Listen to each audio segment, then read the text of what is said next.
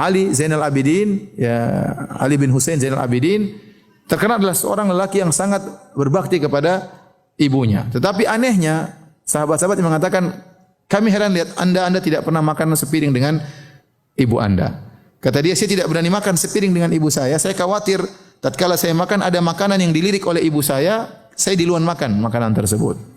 Saya tidak ingin menyakiti hati apa ibu saya. Ya. Oleh karena seorang berusaha tidak membentak kedua orangnya. Kalau orang tua lagi marah, mungkin telepon kita, bentak-bentak kita, udah kita diam aja udah. Iya bu, gitu aja. Jangan dilawan. Ya, jangan dilawan. Ini orang tua kita. Ya, kalau kita mengagungkan orang tua berarti kita mengagungkan Allah Subhanahu wa taala. Karena Allah yang menyuruh kita mengagungkan orang tua. Tapi kalau kita bentak, kita lawan, kita bantah, berarti kita kurang mengagungkan Allah Subhanahu wa taala. Ada seorang alim ulama, ya, kalau tidak salah namanya Mansur bin Mu'tamir, ya.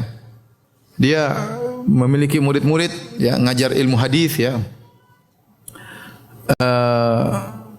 Tatkala tiba-tiba dia lagi mengajar murid-muridnya, ibunya keluar dengan suara keras mengatakan, "Wahai Mansur, si fulan menghendaki engkau untuk menjadi hakim dan kau tidak mau, fata'ba, dan kau tidak mau." Dibentak oleh ibunya. Ibunya orang awam, sementara Mansur orang yang alim.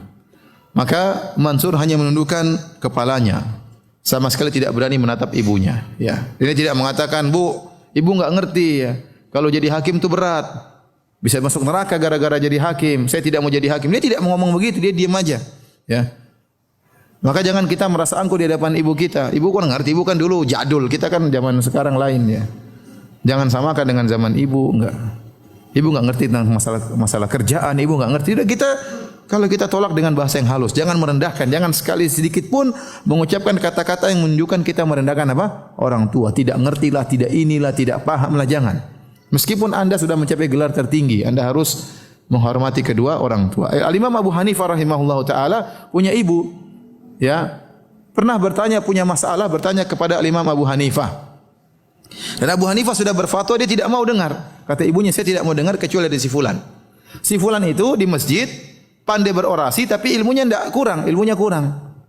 Dan orang yang paling alim di zaman tersebut Al-Imam Abu Hanifah. Semua orang tahu yang paling alim Imam Abu Hanifah.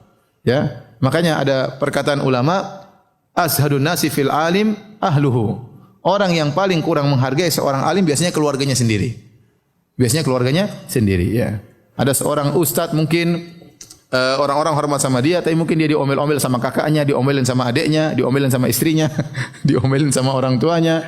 Padahal sama orang lain semuanya hormati dia, semuanya orang, ya, tapi demikianlah kenyataannya. Terkadang orang alim itu yang paling kurang menghargai dia adalah keluarganya sendiri.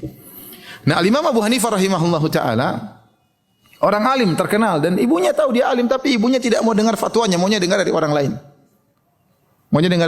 Orang itu karena pintar berorasi, mungkin ibunya senang dengar ceramahnya padahal ilmunya enggak ada. Akhirnya dia minta Abu Hanifah untuk ngantar dia. Abu Hanifah ngantar ke orang alim tersebut. Mungkin orang alimnya masih ceramah, Abu Hanifah mungkin duduk mendengarkan. Ya bayangkan orang alim, ulama besar dengar ceramah orang yang ilmunya kurang, ya. Setelah itu Abu Hanifah datang kepada orang alim tersebut mengatakan, "Wahai fulan, ini ibu saya mau bertanya kepada engkau tentang suatu permasalahan." "Loh, kau enggak tanya sama kamu?" "Dia maunya sama kamu." "Ya udah, makanya saya antar dia karena dia ingin bertanya sama kamu." Akhirnya ya sudah, enggak apa sini. Ibunya tanya kepada orang ini, "Gimana, ada masalah begini-begini, bagaimana jawabannya?"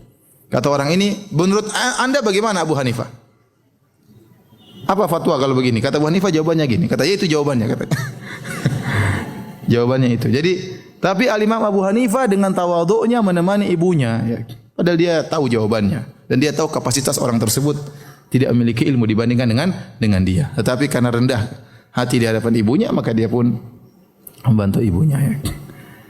Seperti ada juga kisah di zaman Utsman radhiyallahu anhu, ada seorang salaf yang dia memiliki korma. Waktu itu korma lagi mahal. Tiba-tiba ibunya ingin makan jumar. Jumar itu jantung korma. Diambil dari batang korma. Kalau ingin diambil jumar tersebut, korma tersebut harus ditebang, dibelah, diambil jantung korma dan enak.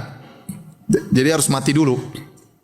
Ibunya tahu-tahu ingin makan tersebut, sementara korma lagi mahal-mahalnya. Maka dia pergi ke pohon korma tersebut, dia tebang kormanya untuk ambil jumarnya untuk dikasihkan kepada ibunya. Orang-orang pada mencela dia. Kamu kok tahu korma lagi mahal, kok malah dirusakin, ditebang. Kata dia, ibu saya lagi pingin makan ini dan kebetulan saya mampu. Saya khawatir suatu saat ibu saya ingin sesuatu, saya tidak mampu menghadirkannya. Oleh karenanya ikhwan dan akhwat, kalau ibu kita ingin sesuatu dan ibu kita jarang minta-minta ya. Ya, kita juga harus ngerti, jangan tunggu ibu minta. Apa yang ibu kira-kira orang tua kita, bapak kita, ibu kita memerlukan dan kita mampu, kita sediakan tanpa harus meminta. Orang tua terkadang punya rasa malu untuk minta kepada anaknya, sementara kita enggak punya malu kalau minta sama orang tua. Ya.